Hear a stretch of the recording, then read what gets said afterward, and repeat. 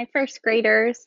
Today we are going to finish some of our character work, and we're actually going to finish Mr. Putter and Tabby. But first, I need some help from you. Remember when we worked really hard to become word detectives, and we had to finish all of those missions, and we had to work really hard and solve clues? I want you to think about that today because we're going to work on paying attention from clues in our book that the authors leave us. The authors leave us clues to know how to read. Okay, let's talk about those. This week, we've been working on changing our voice as we read to match how the character is feeling. And the author leaves clues to let us know, and not just picture clues. Okay, let's look at this chart here. The one clue that authors can leave is the punctuation at the end, and we know the three punctuation marks are a period, an exclamation mark, and a question mark. And we read sentences differently based on the punctuation that they have. Sometimes authors even leave punctuation in the middle. We know when we see a comma, we slow down and we take a pause for just a quick second. And we know from using ellipses in our own writing that authors use ellipses to build suspense or give us a little bit of a longer pause. Authors sometimes even use special print, and I know some of you have tried this out in your own writing too. Bold words, italic words, and words in all capital letters.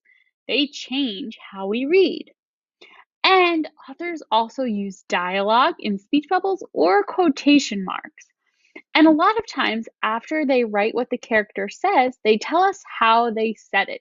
Maybe someone shouted it, or maybe someone whispered it. We have to be on the lookout for those clues to know how to read. And we, of course, can always use those picture clues to help us know. So what we're going to do is we're going to finish up chapter 5, finish up Mr. Putter and Tabby drop the ball. And I want you to listen how I look out for those clues and change my voice to match as I read. Chapter 5. What a day! Another batter came up. Swing and a miss, swing and a miss, swing and a ground ball to third. Notice how I took a longer pause and I kind of dragged out my words at those ellipses.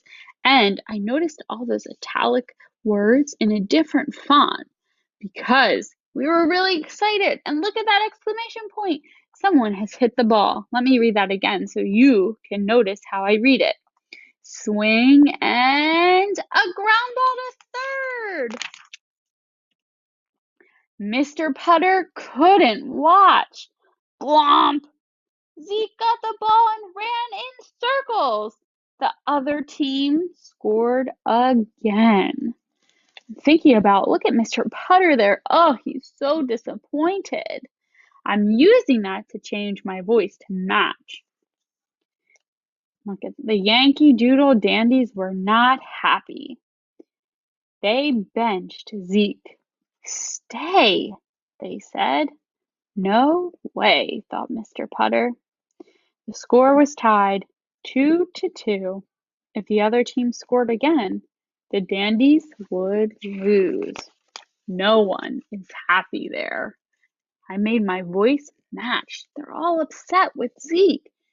They're all maybe even feeling a little angry or worried that their team might not win the game. A batter came up. Swing and a miss. Swing and a miss. Swing and more ellipses. Swing and a hit to the outfield. Mr. Putter leaped into action. He ran for the ball. It was rolling, rolling. He'd have to bend down to get the ball. Mr. Putter tried to bend down, but his knees said, no way. The Dandies were about to lose. But then, Glomp! Zeke got the ball. Zeke looked at Mr. Putter. Mr. Putter looked at Zeke. Then Zeke jumped. He jumped and he put that ball right into Mr. Putter's mitt. Then Mr. Putter threw that ball to home. Because the batter was 100 years old and hadn't gotten there yet, the Dandies got him out. Hooray! The game ended in a tie. The Dandies carried Zeke on their shoulders. Then they gave Tabby a ride in the Peanuts box. What a day! Mr. Putter and Tabby and Mrs. Teaberry and Zeke ate 10 bags of peanuts and drank 3 gallons of water. Then they all found a nice spot in the dugout and took a long nap. Zeke's feet twitched a lot, but he couldn't help it. He was still in the game. Okay, there's Mr. Putter and Tabby, Mrs. Teaberry, and Zeke. And those are like their baseball cards.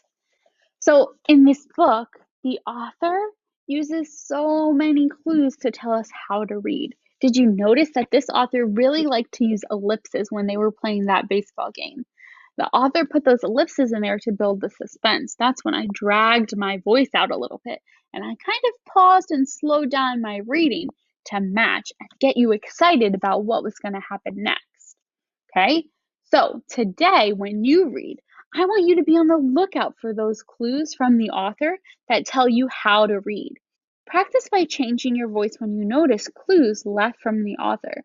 Don't forget that you still have this character chart when you learn something about the characters from your book. Okay, so maybe today I'm going to add Zeke in there. Now, I learned that Zeke can play baseball. How exciting! Now you can notice all different kinds of things about your character. Today, try and add one more character to your chart and see what you can learn about them. Okay, we can't wait to see what you do. Don't forget, change your voice to match those clues from the author.